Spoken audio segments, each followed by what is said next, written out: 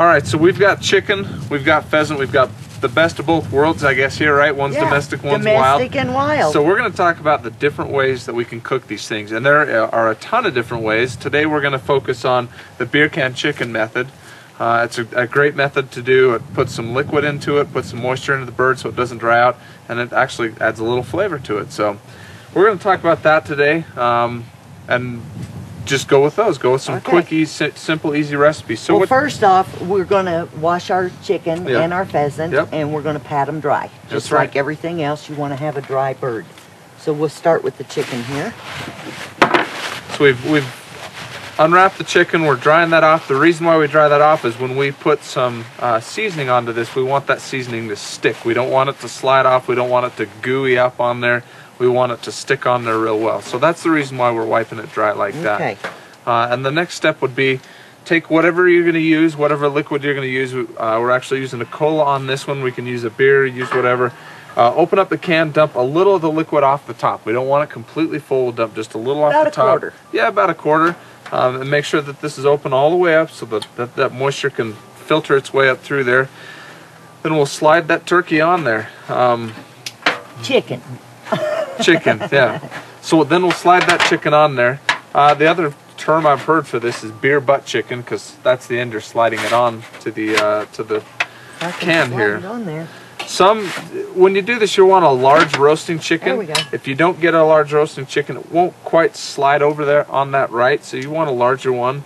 You want to tuck these wings in too. And another way we didn't talk about you can do, but you can brine them. On this one, we're just going to do a seasoning, but you can brine them like most people do with turkeys and things like that. You can brine them. That'll make sure you get a lot of moisture in there. It'll really do a good job. Get a good flavor to it. Yeah, and it's kind of a personal preference, you know, on whether it be a rub or a brine. Sure. You know, one of my favorite ways to do chicken, not a whole roasting chicken, but I love to take just chicken breasts or chicken thighs and actually put them seasoning on them and put them right in the smoker that way.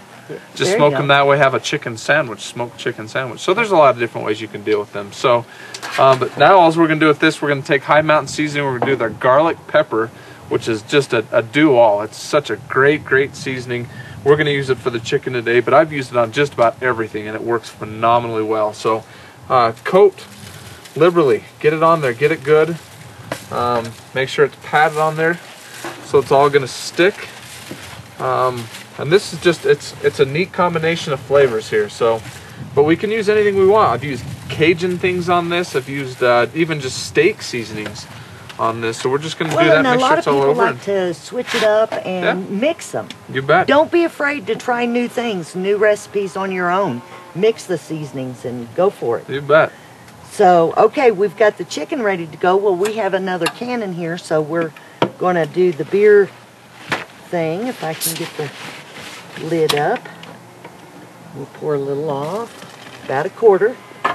Stick that down in. Now I've patted dry a wild pheasant. Now on your wild birds, what I want you to know is most of the only part of this that's going to be really good to eat is going to be the breast meat. But the good thing about using a smoker on it and doing the whole bird is you can take those legs and thighs and the carcass after you pull the breasts off, and you can use that and make soup, broth, and have some fantastic soup. So since we're doing the lemon pepper, I've decided let's go for it and do the lemon pepper on this guy too. And don't be afraid to cover it up.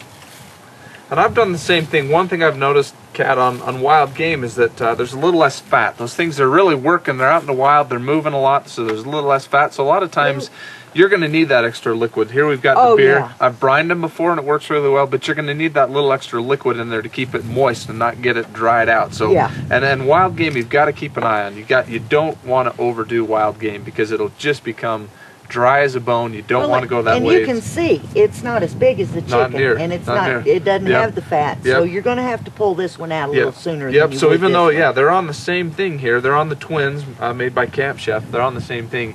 They are going to have to pull them out at different times. We've put in a disposable foil pan underneath that just to keep the mess to a limited basis, I guess. We don't want it all over the smoker. It'll keep it here. That way when we're done, it's simple, easy cleanup. We can throw the beer can chicken holder into the dishwasher and we're good to go. So, it's really that just put simple. foil on the bottom if you wanted to. You bet. It's that simple. So we'll set that up there and show you what we've done here already.